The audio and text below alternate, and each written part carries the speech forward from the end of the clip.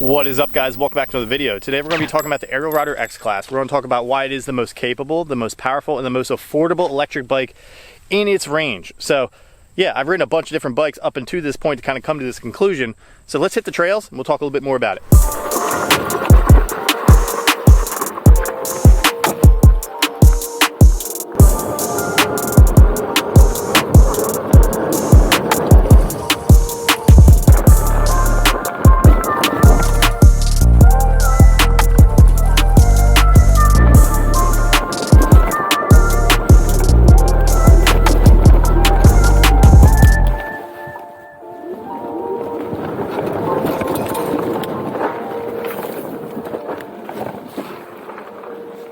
Before we go any further, I want to talk about today's video sponsor. This video would not be possible if it was not for Phantom Wallet sponsoring today's video, hence the name. Fans open all your cards. Really durable design. This one's the aluminum one. They also offer it in plastic.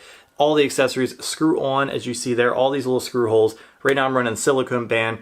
I usually run the money clip because it gives you a lot of color accessories. They also offer a clear plastic front for holding IDs, as well as fanning out your keys. I'll display them here on the screen. If you're interested in any of these products, especially their newest one, it's going to be coming out really soon with MagSafe technology, be able to connect it to your iPhone. Click the link in the description below. Use Fede 10 at checkout. And big shout out to Phantom Wallet for sponsoring today's video. Let's get back to it.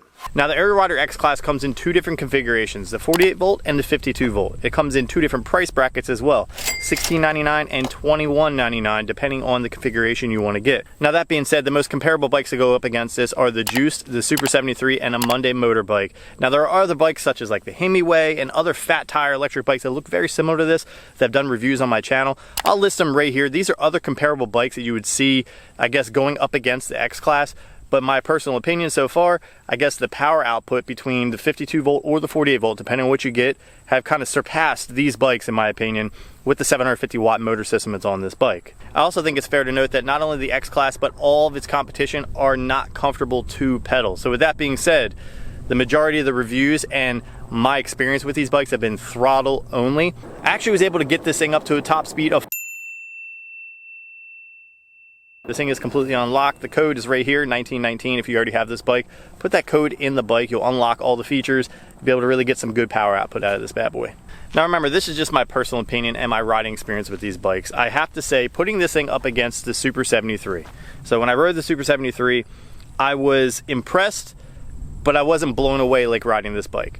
But if you look at both of them aesthetically, the Super 73 definitely looks way better. It looks way more aggressive, way more like moto-esque. If you look at this bike, it kind of, people are just like, meh, it looks okay. But I'm telling you, you get behind the bars of one of these bad boys, it will surpass the Super 73 with power. If you put the 52 volt up against the Super 73, you look at the different suspension mods that the 73 has versus the 52 volt, you'll have a very similar suspension setup. But if 2100 is not in your price range, the $16.99 will definitely suffice. You'll have a little stiffer of a suspension in the rear, but you'll have a very good dampening suspension in the front. Now cutting trails and different corners and stuff like that and riding berms and jumps, the Super 73, in my opinion, feels more comfortable, and that's the reason why I put on a BMX style handlebar like this, because it gave me that 73 ride height and feel with also not necessarily the 73 price tag, but you also got that same power output that I was talking about here. That's why I just have to keep going back on. If you can get past the look and you don't have a certain opinion of what the bike looks like, you can make this bike your own. Put on your own set of handlebars, your own set of forks, your own tires, your own gear setup. You can really customize this bike. There's so many different options you can do this bike and still be able to surpass everybody else with the power. All right, now putting this thing up against the Juiced. If you look, they're both very close in, I guess, frame geometry, the same type of saddle design, basically the same type of pedaling design as well. But the only difference is that I noticed right off the bat that the original X Class handlebars were very uncomfortable. The Juiced felt a little bit better, kind of the perfect middle ground in my opinion, if you wanted to go the route, if you're just, you know, thinking about being comfortable on the bike and not really thinking about power. So it is the perfect middle ground, I guess, if you wanted the 73 but you can't afford that price tag. But if you didn't really care about power, then that would be the way to go. The wheels, I'm not a huge fan of the cast wheels. I feel like the spoked wheels give you more customization options. They're also stronger at the end of the day. So if you plan on jumping the bike or picking it up and putting it on bike racks or even in the back of a bed of a pickup truck, that bike's gonna be a lot heavier for sure. Now, other bikes in the same range are like the Hemiway or the Rad Power.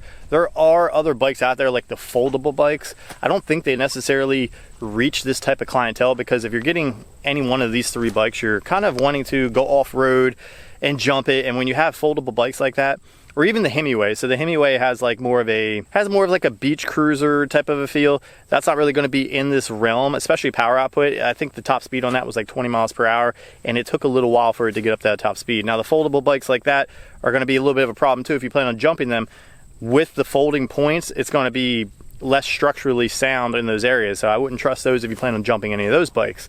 So if you can make the extra stretch, go to any one of these 3 bikes.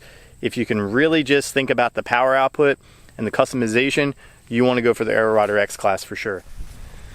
All right, in closing, it comes down to 3 priorities, or 1 priority, depending on what matters most to you. But at the end of the day, if it comes down to price point, this is the cheapest option out there. If it comes down to power output, this puts out the most power. If it comes down to aesthetics, the Super 73 looks the best, but it has the highest price point. So it depends on what matters most to you. And at the end of the day, this has the most customization features you could possibly do, in my opinion. There are a lot of different features out there for like saddles, handlebars, you know, crank sets, wheels, tires. You can really make this bike look sick. So with that being said, if you guys have any other suggestions for future videos, put them in the comments below. If you guys like this video, drop a like. If you love it, hit that subscribe button, and I'll catch you in the next one.